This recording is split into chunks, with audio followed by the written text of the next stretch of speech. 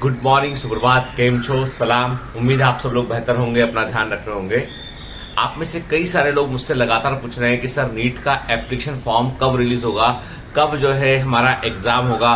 तो मैं एक बात क्लियर कर दूं आपको कि आपको एक बात का ध्यान रखना चाहिए कि जब भी नीट का फॉर्म रिलीज होगा उसके बाद एग्जाम कंडक्ट करने में कितना वक्त लगता है एजेंसी को, इसका हमारे पास पुराना एक रिकॉर्ड है कि कितना टाइम वो लेते हैं। ठीक है, सपोज कि मान लीजिए आज मैं रिकॉर्डिंग कर रहा हूं, आज नीट का ये फॉर्म रिलीज हो जाए, ठीक है, घंटे भर बाद रिलीज हो जाए, ठीक है, 2 दिन बाद रिलीज हो, तो हमारे पास एक जनरल कैलकुलेशन होना चाहिए कि नीट का फॉर्म रिलीज होने के बाद एग्जाम कंडक्ट होने में कितने दिन का वक्त लगता है गवर्नमेंट को। ठीक है, क्योंकि देखो ऐसा है, कोई भी एग्जाम है, नीट के ऐसा बड़ा एग्जाम जिसमें कि 15-16 लाख बच्चे पार्टिसिपेट करते हैं। ठीक है, उसके लिए बहुत सारे एग्जामिनेशन सेंटर्स को असाइन करना होता है, बहुत सारा व्यवस्था करना होता है। ऐसे जो है वो ऐसे ही चलते फिरते एग्जाम नहीं होता है। ऑनलाइन यदि मोड में होता तो हम मान लेते हैं कि चलो वक्त थोड़ा कम लग सकता है इसमें, लेकिन offline pen and paper mode पर एग्जाम होता है तो इसमें बहुत सारा व्यवस्था करना पड़ता है, और वो भी उस समय में जब साउथ के कई स्टेट के अंदर जो है वो लॉकडाउन कंडीशन बना हुआ है। कई सारे स्टेट नॉर्थ ईस्ट के ऐसे जहां पर अभी कोरोना जो है वहां पर पीक पर पहुंचना शुरू हुआ है। ठीक है, तो मतलब ये है कि गवर्नमेंट केवल जो है वो एक चीज नहीं देखती है, वो कई सारे पर्सपेक्टिव देखती है कि भाई सब जगह, जैसे इस समय यदि सेंट्रल इंडिया में कहा जाए तो मध्य भारत में जो है वहां पर कोरोना जो है अपना हाहाकार मचाने के बाद अब थोड़ा शांत होने की तरफ आ गया है। लेकिन जैसे कल खबर आया भोपाल के अंदर की डेल्टा प्लस वेरिएंट मिला है, उसको लेके पैनिक हो गया। अभी तक 7 केसेस इंडिया में मिल चुके इस तरह के। तो मतलब धीमे धीमे गवर्नमेंट को और भी चीजें सोचनी पड़ती है। तो एग्जाम तो है प्रायोरिटी में, लेकिन साथ में व्यवस्था और मैनेजमेंट, और साथ में जो मैनेजमेंट बॉडीज है वो कैसे मैनेज चीजों को व्यवस्थित करके रखेंगे, ये सब चीजें भी सोचनी पड़ती है। पर मैं इतना कहता हूं आपसे कि जो एग्जाम का डेट है, ये मानकर चलिए आप कि आपको नंबर 1 2 बातें ध्यान रखना बेटा। नंबर 1 ये मानकर ही पढ़ाई करना है, ऐसे ही पढ़ना है कि 1 अगस्त को हमारा एग्जामिनेशन है, तो हमको अपना कोर्स, सिलेबस, सब कुछ हमको उसके पहले पूरा रिवाइज कर लेना है। और जो बायोमेंटर्स के रेगुलर कमांडोज है, रेगुलर स्टूडेंट है, जो लगातार पढ़ते आ रहे हैं शुरू से, वो मानकर चले कि हम लोग जैसे ही जो है अपना टाइटन प्लस क्रैश कोर्स खत्म करेंगे आपका जुलाई के लास्ट में, उसके बाद हम आपके जो है हर वीक जो है आपके हम online full syllabus mock test आपके हम लेते रहेंगे, जिससे कि और वो उसके लिए जो बच्चा रेगुलर ऑलरेडी सब्सक्राइबर है, ऑलरेडी जुड़ा हुआ है, उसको जब एग्जाम कभी भी हो उसे कोई अलग से फीस उसकी नहीं भरनी पड़ेगी। वो उसका जो सेशन था वो हमने वहां तक एक्सटेंड करके नीट तक बढ़ा दिया उसका हमने। ठीक है, तो अब जो है क्लासेस की फ्रिक्वेंसी ऑलमोस्ट बहुत कम हो चुकी होगी, जो हार्डली कुछ इंपॉर्टेंट क्वेश्चन के डिस्कशन तक रह जाएगा वो, और आपको पूरा वक्त मिलेगा उसके लिए अपने रिवीजन के लिए भी। यदि एग्जाम आगे बढ़ता है तो आपको मालूम चल रहा है कि हर वीक आपका एक एग्जाम होगा। ठीक है, अब आप पूछोगे सर आपने मुद्दे की बात नहीं बताई कि एग्जाम कब होगा। मैं क्लियर कर दूं आपको कि आज 18 जून है। ठीक है, अभी तक मुझे कोई खबर नहीं है कि जो है एप्लीकेशन फॉर्म नीट का रिलीज हुआ है कि नहीं हुआ। ठीक है, अब मान लीजिए कि आज के 2 दिन के बाद या आज के दिन दोपहर में बोल दें वो कि तो उनका नींद से जाके तो बोल दिया भैया कि आज हमारा मन है एप्लीकेशन फॉर्म रिलीज होगा, रिलीज कर दे।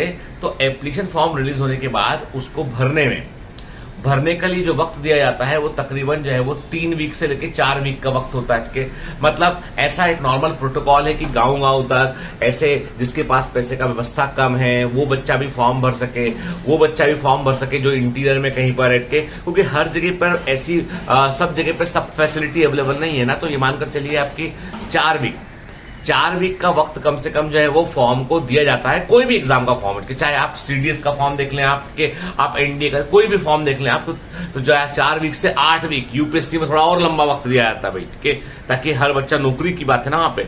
तो 4 वीक का वक्त मान लीजिए, पकड़ लीजिए 4 वीक का वक्त पकड़ा, मतलब ये मानकर चलिए कि आपका जून का 1 वीक लास्ट का आप मान लें, आपके जुलाई के 2 वीक 3 वीक मान लें, मतलब आप सोच लीजिए कि फॉर्म भरते भरते जो है उनको मिड जुलाई से ऊपर निकल जाएंगे उठ के। तो मतलब यदि आज भी रिलीज करते हैं तो 15 जुलाई तक 20 जुलाई तक तो फॉर्म का काम चल रहा होगा आपके। फॉर्म भरने के तुरंत बाद तो होता नहीं, उसके बाद हमको 1 या 2 वीक का उन्हें वक्त लगता है कि वो सारे फॉर्म को रीऑर्गेनाइज करके उसको फिर वो एग्जामिनेशन सेंटर आपको एलोकेट करते हैं। ठीक है, 2 वीक का वक्त वो मान लिया हमने, तो मतलब हम आ गए जुलाई के लास्ट वीक में या अगस्त के फर्स्ट वीक में आ गए। उसके बाद फिर क्या होता है, फिर आपके एप्लीकेशन फॉर्म का रिलीज होना, उसके लिए भी आपको दिन दिया जाता है। ऐसा तो है नहीं कि अभी रिलीज हुआ अभी एग्जाम तुरंत निकालो और तुरंत एग्जाम सेंटर पहुंच जाओ, वहां भी 2 वीक का वक्त होता है। तो मतलब मेरे से आप पूछोगे आप तो मैं बोलूंगा इस सरकार का परफॉर्मेंस पिछला रिकॉर्ड देखते हुए, पहले की चीजों को देखते हुए, मैं कोई पक्का नहीं जानता हूं। मैं किसी सरकार में ऐसा नहीं कि मैं मोदी जी से डिस्कस करने के बाद बोल रहा हूं, मुझे नहीं मालूम ये बात, ठीक है। मुझे एक जनरल अवेयरनेस है कि चीजें कैसे काम करती हैं। तो मुझे इतना पता है कि एग्जामिनेशन को जो है ये 15 अगस्त को कंडक्ट नहीं कर सकते हैं। उसके पीछे कारण है, 15 अगस्त को कंडक्ट इसलिए नहीं कर सकते आपकी वो नेशनल हॉलीडे, ठीक है, उस पर कंडक्ट आप नहीं करोगे, ठीक है। 1 अगस्त को एग्जाम होने की संभावना काफी कम है, ना नहीं बोल रहा मैं, मेरी बात को गलत इंटरप्रेट मत करना। मैंने कहा ना आपको तैयारी 1 अगस्त का एग्जाम मानकर ही करनी है, लेकिन मेरा मानना ये प्रैक्टिकली कि जिनको 1 अगस्त को एग्जाम करना था तो इनको मई के लास्ट वीक में या जून के फर्स्ट वीक में इनको एप्लीकेशन फॉर्म इनको रिलीज कर देना चाहिए था, पर नहीं किया इन्होंने। तो मानकर चलिए कि इनके दिमाग में कहीं ना कहीं पर जो एग्जाम की डेट जो है वो है आपके 22 अगस्त, एक डेट दे रहा हूं, 22 अगस्त। उस दिन रक्षाबंधन है हालांकि, पर वो नेशनल हॉलीडे नहीं है, वो हॉलीडे है पर नेशनल हॉलीडे नहीं, और संडे भी उस दिन के। तो आप मानकर चलिए कि एक तो 22 अगस्त की डेट हो सकती है और एक 29 अगस्त की डेट हो सकती है, जहां पर मैं मान रहा हूं, मेरा पर्सनल ओपिनियन है कि मैं इसको, मैंने कहा ना आपसे कि मैं कोई दावा नहीं करता हूं, किसी रिसोर्स से मेरी बात नहीं हुई है, मैं सिर्फ अपना एक सामान्य ज्ञान लगा के कि ऐसे एक सिस्टम काम कर रहा है पिछले सालों के समय में, तो कैसे एग्जाम होना चाहिए। तो मेरे दिमाग में डेट आती कहीं ना कहीं 22 अगस्त की और 29 अगस्त की, ठीक। और यदि इस दौरान कहीं पे कोरोना का कुछ इरप्ट हुआ, कहीं कुछ ऐसा रहा, तो फिर भी एग्जाम जो थोड़ा और आगे बढ़ सकता है। लेकिन इसका मतलब क्या है? इसका मतलब ये नहीं है कि आप ढीले पड़ जाए, कि आप अपनी पढ़ाई लिखाई आपने कहा भैया आप तो एग्जाम आगे बढ़ेगा तो आराम से धीमे धीमे पढ़ते, नहीं।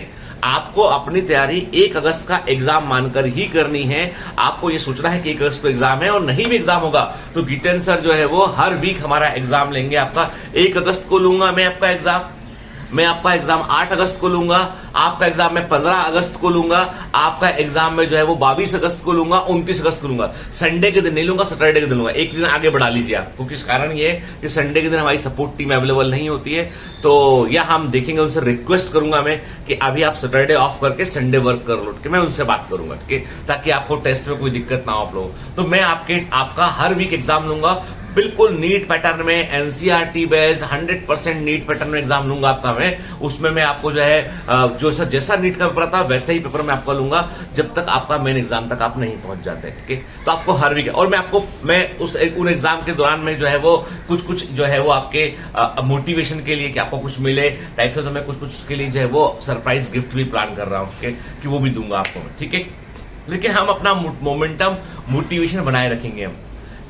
फिर भाई अब जिन बच्चों की तैयारी थोड़ी कम है, थोड़ी अच्छी नहीं है, तो बेटा आपके पास ये गोल्डन अपॉर्चुनिटी आने वाली, लेकिन अभी किसी ने बताया नहीं आपको। मैं आपको बता रहा हूं कि अभी आप हाथ पैर फुलाकर अपना सरेंडर करके कि भैया हम तो 2022 देंगे, हम तो 23 देंगे, ऐसा मत सोचिए आप। ये जो एग्जाम है ना, ये गोल्डन अपॉर्चुनिटी है। ये बता रहा हूं आपको कि 2 साल से ये कोरोना के चलते, देखो कोरोना ने कितने लोगों को मौका दिया, एग्जाम वालों को। 10वीं वाले 11वीं में ऑटोमेटिक आ गए, 11वीं से 12वीं में आ गए, मतलब वो सिर्फ 9th का एग्जाम देके, आज 12th में बैठे हुए हैं। आज 2 साल ऐसा होने आया लगभग, ठीक है भाई। 2 एकेडमिक सेशन हो गया ना बीच में, इसमें मार्च से शुरू हुआ, फिर मार्च के आगे निकल गए हम के, तो वो एग्जाम भी कैंसिल हुआ, ये एग्जाम भी कैंसिल हुआ कई बच्चों का, ठीक है। तो कहने का मतलब ये है कि आज आपके पास इस बात की जो है वो संभावना है कि एग्जाम आगे बढ़ेगा, तो आपको 15-20 दिन एक्स्ट्रा मिलेंगे, तो पढ़िए ना।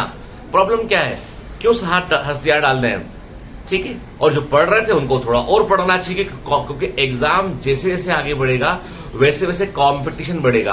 और मैं एक बात और क्लियर कर दूं आपको कि एग्जाम में मोस्ट ऑफ दी क्वेश्चन जो है वो एनसीईआरटी पर बेस्ड रहेंगे आपके, और इसीलिए आपको, क्योंकि इस साल पूरे साल सेशन स्कूल नहीं लग पाया, ऑनलाइन ही क्लास चली है, तो एग्जाम का लेवल बहुत हायर साइड होगा, ये कहना भी बहुत मुश्किल है। लेकिन लेवल यदि एकदम बॉटम साइड रहता है 2020 जैसा, तो मान लीजिए कंपटीशन स्काई रॉकेट कर जाएगा, एकदम इतना ऊपर पहुंचेगा कंपटीशन कि वहां पर हमको हर एक चीज के लिए हमको एक नंबर पर जो है वो कई सौ बच्चे होंगे, तो हमको ऐसे में और मेहनत करनी पड़ेगी।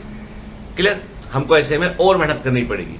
रही बात कुछ बच्चों का बोलना ये कि सर हमारे टेस्ट में आप अभी भी 4-5% क्वेश्चन, 6% क्वेश्चन आप थोड़े से बिल्कुल एनसीईआरटी की लाइन टू लाइन नहीं देते। देखो बेटा अभी 100% 99 से लेके 98 से लेके 99% जो पेपर है आपका, जो भी ले रहे बायोमेट्रिक्स में, सब एनसीईआरटी बेस्ड है। एनसीईआरटी में कई बातें ऐसी लिखी होती हैं जिनको हम जो है वो घुमाकर पूछते हैं आपसे, तो आपको लगता है कि एनसीईआरटी से नहीं पूछा है। अरे ऐसा नहीं है बेटा, एनसीईआरटी की वही लाइनें जो है वो घुमाकर कहीं कहीं और जगह पे लिखी होती है, ठीक है ना। तो वो लाइनों को ही एक साथ समाप्त किया जाता है। इसलिए हमें अपना काम मालूम है कि हमें अपना काम क्या करना है। इसलिए हमारी तरफ